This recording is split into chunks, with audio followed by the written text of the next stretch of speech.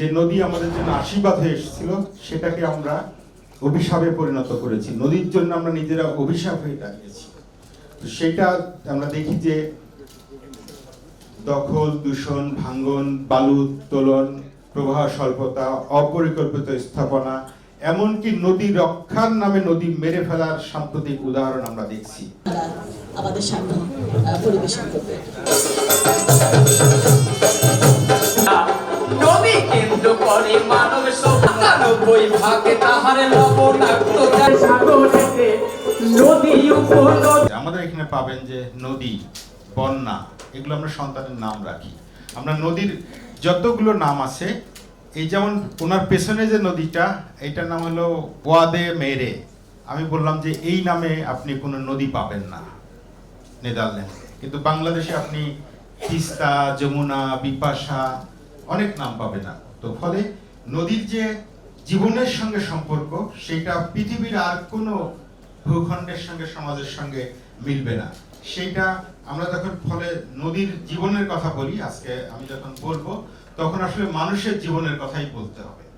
আমার মনে পড়ে যে দেবেশ রায়ের তিস্তা পারের বৃত্তান্ত, সেখানে আছে যে গয়ানাথ বলছে যে নদী ভাঙে না তা গর্ত বিবেচ্য, এটা নদী হতে পারে না, জীবন নাই।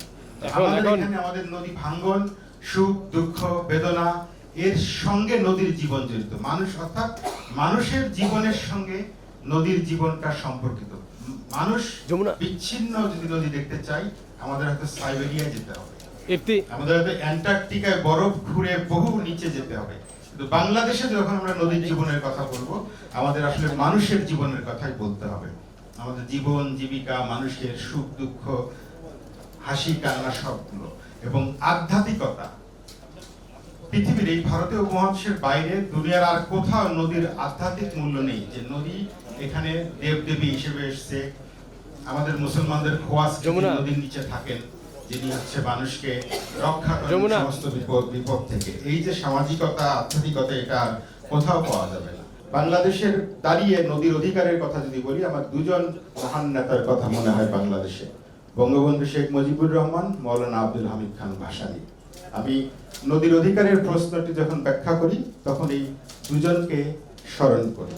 এর মধ্যে বঙ্গবন্ধু বলেছিলেন নদীর জীবন নিয়ে, সেই নানকিং শহরে গিয়ে 1952 সালে, তখন বলছেন যে আমরা পূর্ব বাংলার লোক, নদীর পারে আমাদের বাস, নদীর সঙ্গে আমাদের বন্ধুত্ব, ঢেউয়ের সঙ্গে আমাদের কোলাকুলি। এই তো জীবন, এটাই বাঙালি, এটাই বাংলাদেশের জীবন, যে নদীর সঙ্গে বাস করবে, ঢেউয়ের সঙ্গে কোলাকুলি করবে, নদীর সঙ্গে বন্ধুত্ব করবে। এইটা হচ্ছে নদীর প্রশ্ন। আমরা দেখব যে তার অনেক বছর পরে 1976 সালে মৌলানা ভাসানী লং মার্চ করেছিলেন, ফারাক্কা লং মার্চ।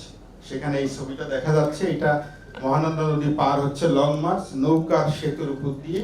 তো এই লং মার্চের আগে রাজশাহী মাদ্রাসা ময়দানে মৌলানা ভাসানী যে ভাষণ দিয়েছিলেন, তার একেবারে জীবনের শেষ বয়সে, সেখানে তিনি বলেছিলেন যে মাতৃদুগ্ধে যেমন শিশুর অধিকার, নদীর কাছে, নদীর মধ্যে তেমন তোমাদের অধিকার।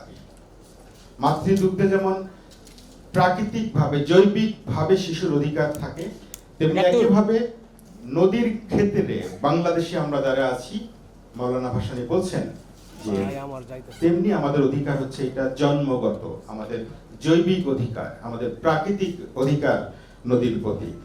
এবং আমরা দেখব বাংলাদেশের প্রতিরক্ষা থেকে প্রকৃতি, ভূখণ্ড থেকে ভবিষ্যৎ, সবই নদী দ্বারা গঠিত। আমাদের যে বাংলাদেশ ক্রমাগত দক্ষিণ দিকে সম্প্রসারিত হয়েছে, এটা নদীরই অবদান, নদীরই পলিসিঞ্চনে এই বাংলাদেশ গড়ে উঠেছে। তো সেই অধিকারের কথা মৌলানা ভাসানী 76 সালে বলেছেন, কিন্তু দুর্ভাগ্য হচ্ছে যে নদী আমাদের জন্য আশীর্বাদ হয়ে এসেছিল, সেটাকে আমরা অভিশাপে পরিণত করেছি। নদীর জন্য আমরা নিজেরা অভিশাপ হয়ে দাঁড়িয়েছি।